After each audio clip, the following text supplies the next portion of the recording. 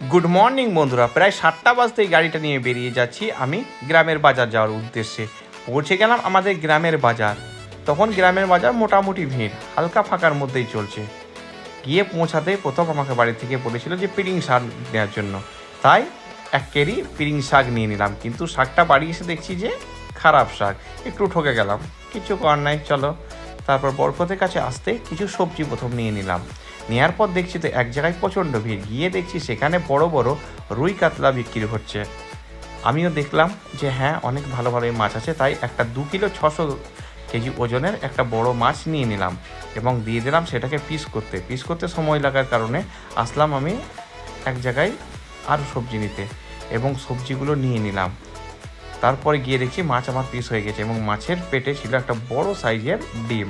তারপর মাছ নিয়ে বাড়ি আসলাম। আসার পর আসলাম নিউ সুরজিৎ সেলুনে।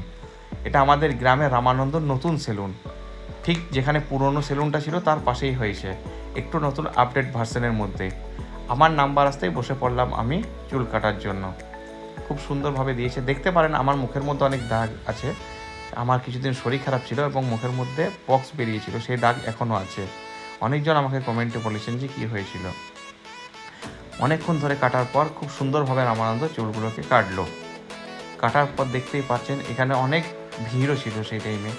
তারপর দেখছি তো খুব সুন্দরভাবে চুল কেটেছে এবং ফিটিংটাও ভালো দিয়েছে।